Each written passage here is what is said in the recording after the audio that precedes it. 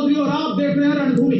और रणभूमि की शुरुआत करते हैं एक बड़ी खबर से जो पड़ोसी मुल्क पाकिस्तान से आ रही है। इस्लामाबाद में जहां पर जुमे की नमाज के दौरान बड़ा आत्मघाती बम धमाका हुआ है। ब्लास्ट में 15 लोगों के मारे जाने की खबर है। करीब 60 से ज्यादा लोग इसमें घायल बताए जा रहे हैं। यह धमाका इमाम दरगाह में हुआ है, जहां पर इस्लामाबाद के तरलाई इलाके में यह धमाका हुआ है, जहां पर शुक्रवार की नमाज के दौरान बड़ी संख्या में लोग मौजूद थे और इसी दौरान ये ब्लास्ट हुआ। इस घटना में कई लोगों के मारे जाने की आशंका है। इसके साथ ही धमाके के बाद इस्लामाबाद शहर में इमरजेंसी लागू कर दी गई है।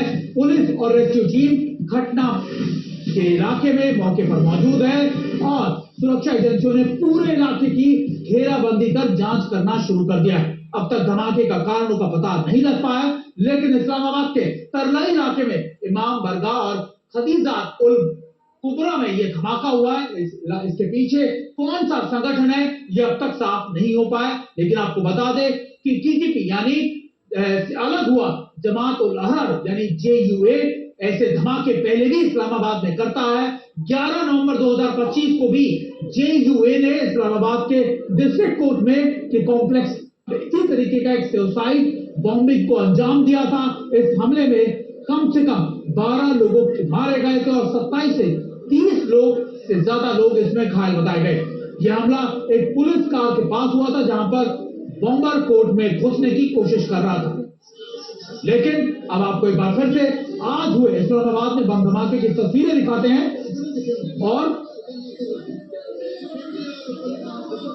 और आपको लगातार ग्राउंड रिपोर्ट के लिए सीधे लिए चलते हैं।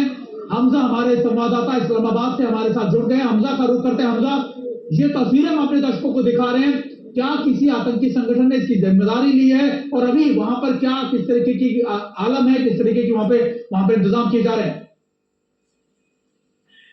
जी, अभी तक किसी ग्रुप ने इसकी सुसाइड ब्लास्ट की जिम्मेदारी तो नहीं दी है, लेकिन ये कंफर्म अथॉरिटी से कर दिया है कि ये वाकई एक सुसाइड बॉम्बर था जिसने इमाम बारगाह खतीजतुल कुबरा में जुमे की नमाज के दौरान घुसने की कोशिश की। पुलिस का कहना है कि उन्होंने उसको रोका और वो उसने अपने आप को वहीं से ही ब्लास्ट कर दिया। लेकिन अगर आप विजुअल देखें तो उसमें ऐसा लग रहा है कि ब्लास्ट जो है वो मस्जिद के अहाते के प्रेमिसेस के अंदर हुआ है, क्योंकि अच्छी खासी कैजुअलिटीज हैं। जुम्मे के टाइम पे वहां पे बहुत रश था, नमाज के लिए लोग आए हुए थे और कैजुअलिटीज जो बता रही है वो भी अच्छी खासी है। हॉस्पिटल से भी हमने पता किया और वहां के लोकल सोर्सेज से भी पूछा, तो उनका ये कहना है कि 17 से ज्यादा लोग अभी तक हलाक हो चुके हैं और तकरीबन 70 से भी ज्यादा लोग हैं जो शदीद क्रिटिकल हालत में हॉस्पिटल ट्रांसफर किए गए हैं। इमरजेंसी डिक्लेयर कर दी गई है। इस्लामाबाद में आज का दिन वैसे भी बड़ा इंपॉर्टेंट था क्योंकि उज्बेकिस्तान के प्रेसिडेंट आए हुए थे।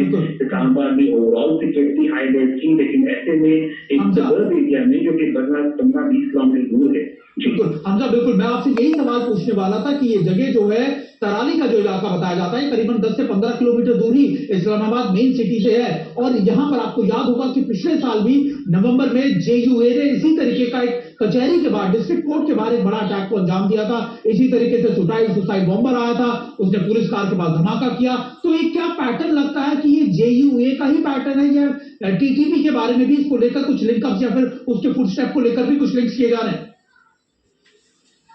देखिए, पिछले साल जो जमातुल अहरार ने एक सुसाइड बॉम्बर की धमाके की जो जिम्मेदारी ली थी वो जुडिशियल कॉम्प्लेक्स पे हुआ था। वो बिल्कुल in the heart of Islamabad था, सेक्टर G11 था और वो जुडिशियल कॉम्प्लेक्स के बाहर आके उसने अपने आप को ब्लास्ट कर लिया था। तरलाई का इलाका जो है ये सबर्ब एरिया कहलाता है, यानी कि ये इस्लामाबाद के सेंटर से जो है वो 15 से 20 किलोमीटर के फासले पे है। एक कंजेस्टेड एरिया है, वहां पे सिक्योरिटी भी जो है वो उस तरह से ऐसी रेड अलर्ट कभी भी नहीं होती है क्योंकि वहां का एरिया ही जो है वो बहुत मुख्तलिफ जगहों से लोग आए हुए वहां पे रिहाइश उनकी होती है। तो वहां पे होना ये सीरियस कंसर्न तो है, लेकिन हाँ, जमातुल अहरार का ये पैटर्न रहा है, TTP का ये पैटर्न रहा है, सुसाइड बॉम्बर पहले भी जो है, चाहे वो इस्लामाबाद हो चाहे वो पेशावर हो, वहां पे मस्जिदों को अटैक कर चुके हैं और इसी तरीके से ही करते हैं। पहले फायरिंग की जाती है, लोग पहले वैसी करते हैं और फिर आके करते हैं। लेकिन इस दफा ये सिर्फ मस्जिद नहीं है, ये एक शियाओं की इमाम बारगाह है।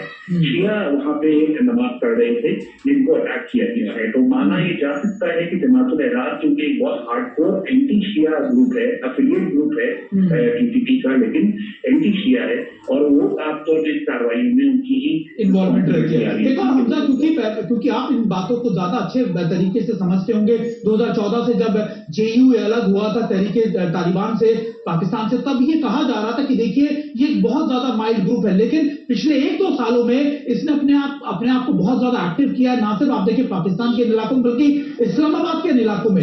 तो ये बड़ा कंसर्न है। कभी ये सरकारी दफ्तरों पर हमला करते हैं, आपने बताया शिया जिस तरीके से आज अटैक हुआ है एक दरगाह पे, उसको लेकर भी, तो ये बहुत ज्यादा तेजी से एक्टिव होता हुआ एक नया ग्रुप है।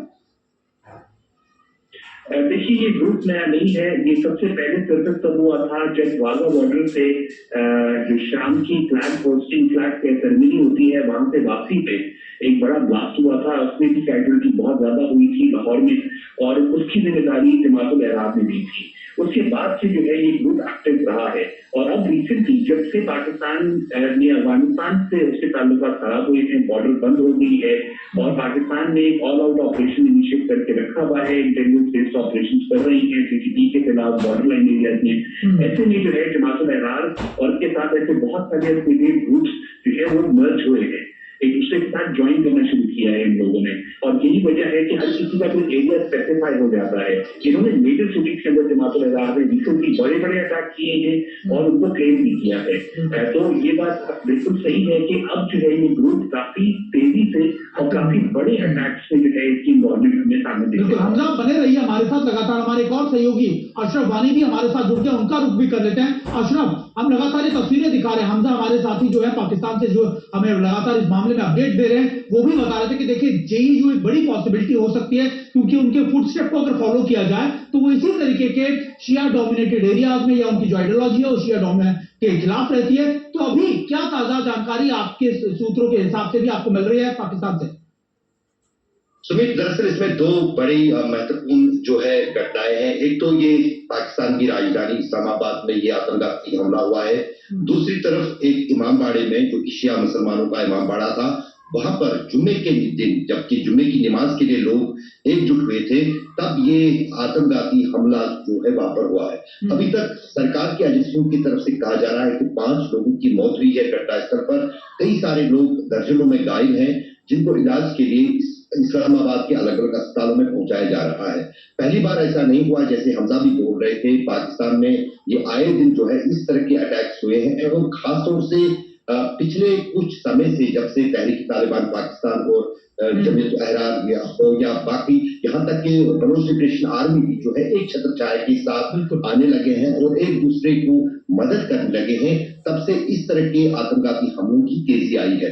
और इसमें कहीं ना कहीं जो आप हमारे साथ बने रहिए। हमजा हमारे साथ है लगातार पाकिस्तान से, उनके पास कुछ और जानकारी भी है, उनका रुख भी करते हैं। हमजा, देखिए करीबन 15 लोगों के मारे जाने की खबर है, 60 से ज्यादा लोग घायल बताए जा रहे हैं। आखिरकार ये हुआ एग्जैक्टली कितने बजे था? क्या उस समय लोग अंदर नमाज अदा कर रहे थे, नमाज अदा करने के बाद बाहर निकल रहे थे? आखिरकार उस समय क्या माहौल था, क्या परिस्थिति, क्या कुछ आप चश्मदीदों से आपकी बातचीत हो पाई है?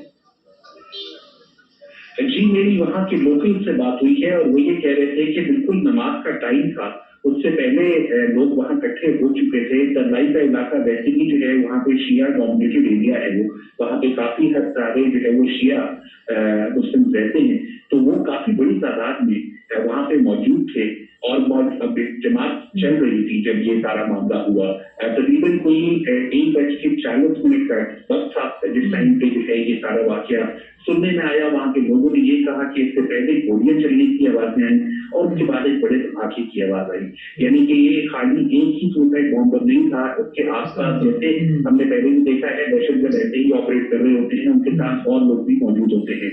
यही वजह है कि जब ब्लास्ट हुआ और तो वहां पे रश ज्यादा था। देखिए यही कहा कहा जाता है कि देखिए जब भी ऐसे कोई ब्लास्ट होते हैं तो आपने बिल्कुल ठीक कहा, देखिए रेकी होती है, उसके बाद प्लान एग्जीक्यूट किया जाता है और हमेशा से एग्जीक्यूट करने के साथ साथ वहां पर OGW यानी उनके ओवरग्राउंड वर्कर्स भी होते हैं, उनके साथ में बाकी लोग भी होते हैं कि अगर कुछ भी विफल होता है तो फिर वो भी आगे ऐसी कार्रवाई को अंजाम दे सके। आपका बहुत बहुत शुक्रिया हमजा हमारे साथ जुड़ने के लिए, और अशरफ वानी आपका भी। अब पाकिस्तान को लेकर एक और बड़ी खबर आपको बताते हैं। दरअसल आर्थिक बदहाली से जूझ रहे पाकिस्तान में हैरान करने वाली खबर सामने आई।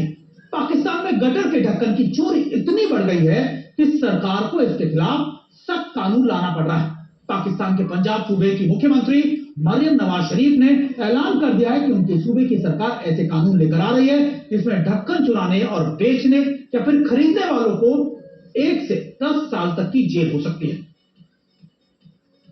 तो हम पंजाब के अंदर एक लॉ लेके आ रहे हैं जिसमें जो गटर का ढक्कन चोरी करेगा, जो गटर का ढक्कन बेचेगा, जो गटर का ढक्कन खरीदेगा, उस सबको 1 से 10 साल कैद होगी। और कोई गटर का ढक्कन चुराने की वजह से या बेचने की वजह से या खरीदने की वजह से अगर किसी की डेथ हो जाती है, खुदा न खास्ता, तो उसको 10 साल सजा होगी और 30 लाख रुपए और 50 लाख रुपए तक जुर्माना होगा।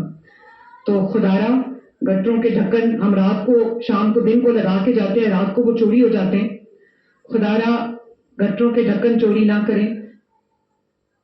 अद्भुत पाकिस्तान की अद्भुत कहानियां। चलिए अब आपको बताते हैं एक और बड़ी खबर जिस पर पूरी दुनिया भर की नजर है, यानी वो खबर जिसने पूरे मिडिल ईस्ट को बारूद पर लाकर खड़ा कर दिया। आपको खबर दिखाते हैं।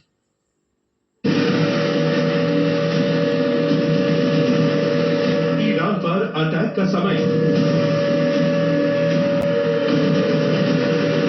मध्यपूर्व में फैला भय, अमेरिका ईरान खुलकर महायुद्ध का डर, सैटेलाइट फुटेज में दिखे कितने फाइटर जेट,